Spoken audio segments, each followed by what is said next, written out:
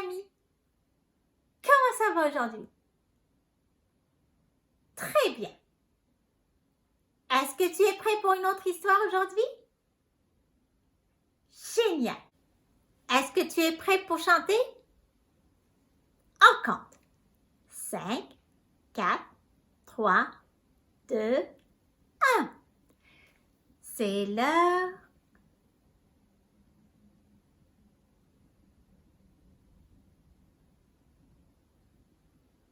Il faut. Zip, zap, zou. On commence. Gros ours grincheux. L'histoire est écrite par Nick Plant.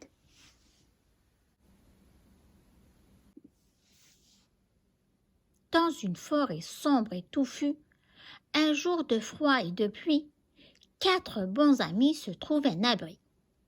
Lion porte une crinière dorée. Zèbre a de fantastiques rayures. Orignal a un beau panache. Et Mouton est comme il est. Aucun d'eux n'a remarqué que l'abri est occupé. À l'intérieur de la grotte dort un ours grincheux. Grrr, fait l'ours grincheux. Grrr, grrr, grrr.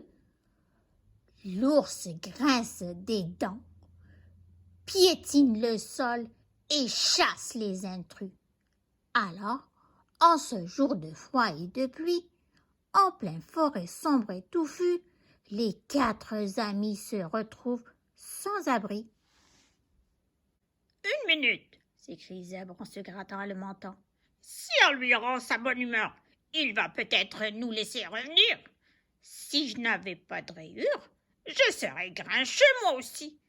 Donnons des rayures à cet ours, voilà ce qu'il faut faire. » Orignal réplique. « Des rayures, c'est moche, surtout sur un ours. Moi, mon panache m'a réjoui. C'est ça qu'il faut à ours. » Non, insiste Lion. Un panache, c'est encombrant. Une belle crinière comme la mienne lui rendra sa bonne humeur. Zèbre cherche une tasse de boue. Et Lion ramasse des herbes séchées et dorées. Orignal déniche 2 grosses branches. Et Mouton grelotte dans le froid. Mouton s'inquiète. L'ours a dû manger ses amis. Soudain, du fond de la grotte, on entend un énorme grrrr. Zèbre, Lion et Orignal sortent en courant, poursuivis par un gros ours grincheux. Ils se cachent dans les buissons en espérant que l'ours ne les verra pas. « Pourquoi est-il encore grincheux ?» demande Lion. « Il a un panache, des rayures et une crinière. Il était bien ordinaire avant qu'on lui vienne en aide. » Gros ours grincheux se dirige vers sa grotte. Avant d'y entrer, il grogne et dit à Mouton. « Tout ce que je veux, c'est un endroit tranquille pour dormir. » Mouton prend une paire de ciseaux et coupe la moitié de sa laine.